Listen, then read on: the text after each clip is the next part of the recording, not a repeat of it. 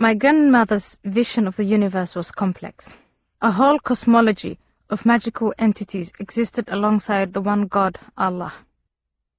Jinns, who could be male or female, lived in an intermediate sphere adjoining ours and could be counted on to bring misfortune and disease. The souls of wise men and dead ancestors could also intercede with God on your behalf. Another afternoon, when we were a little older, Hawa and I were fooling around under the talal tree when we heard Grandma talking. She had taken to her bed, suffering from some bout of pain, and we knew better than to disturb her. We crept over to the door of the room to listen. "Dear forefathers, let me go," Grandmother said in a choking voice. There was no reply. Then came a thump. "Abokor, let me go." Thump. "Hassan, let me go." Thump. "Dear forefathers, let me go." Thump. Hawa and I were consumed with curiosity. We wanted to see these people. We opened the door slowly. Grandma was lying on her back, dressed in beautiful glittering clothes, as if it were the Eid festival. The room was full of the scent of smoldering frankincense, and she was hitting her chest with her hands, following each blow with a choked pleading. "Dear forefathers, let me go," she gasped, as if she were being strangled. Puzzled, we looked about.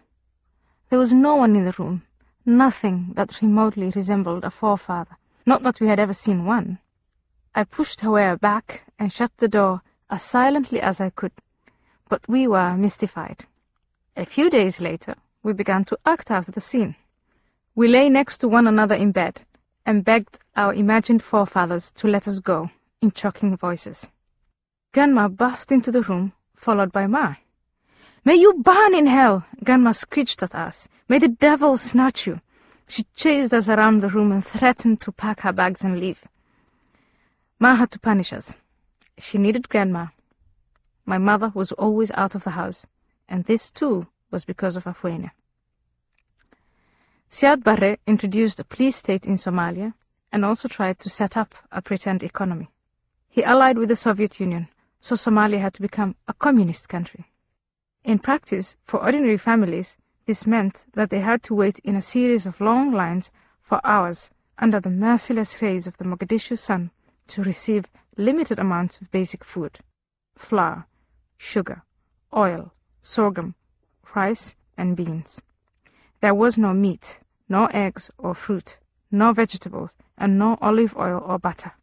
Any extras had to be smuggled on the black market. Ma never told us when she was leaving on a trip. She was there, and suddenly she was gone, sometimes for weeks at a time. I discovered that there was a kind of pattern to her movements. My distant but somehow dependable mother would become miserable. "What should I do now? Oh Allah," she would wail. "Alone with 3 children and an old woman. Do I deserve to be punished like this?" My ma would cry, and my grandma would speak to her comfortingly. I would climb onto her lap and pat her, which only made her cry more. Then she would disappear for a while to some far-off village, often traveling with one of her father's cousins, a trader who had long ago sold his camels, bought a truck, and now transported food to the city. Sometimes I would see her coming home on the back of a truck just after sunset. Men dragged in sacks of food, rice, flour, sugar, and aluminium jars filled with tiny pieces of camel meat, soaked in lard with dates and garlic. These unloadings were quick and secretive, and were practically the only times we came into contact with men at all. We were told to say nothing about the food, which was stored under the beds. Otherwise, our mother and her cousin too could go to jail. One time, soldiers from the feared Gulwade Brigade came to the house. Ma was out. They were Afwena's special guards, worse even than the police. A young man in a green uniform with a gun walked into our compound. Grandma was sitting under the talal tree. Startled and angry, she stood up. She was only a little taller than I was, but imperious. "You of lower birth," she began declaiming. "Your gun won't give you back your missing honor." Grandma hated the government. You are only good for bullying old women and children whose father your craven master has imprisoned. I ran inside the house, frightened. I could see there were at least 3 other uniformed men standing near our fence. The soldier made a move toward the house, and Grandma tried to block him off. She was much shorter than he was, but she had a fierce look about her. She stuck her neck out at him and jabbed with the long, sharp needle she used for weaving mats and baskets held tightly in her fist.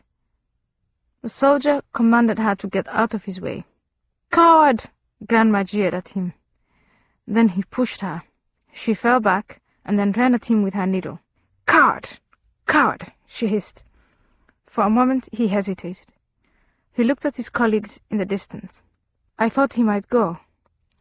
Then he pushed Grandma with force. She fell on the ground, on her back. He and the others came in and turned everything upside down. Then they left. Grandma shouted after them, "Sons of prostitutes, Allah will burn you in hell."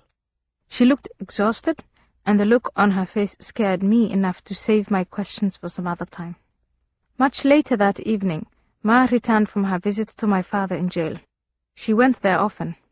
She cooked special food for him, choosing the most delicate parts of the animal, cutting the meat into tiny pieces, the size of a thumbnail, marinating them and stewing them for days.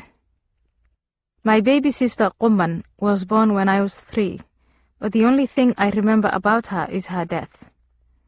There is a picture in my mind of a tall man standing in the doorway, holding a bundled infant in his arms.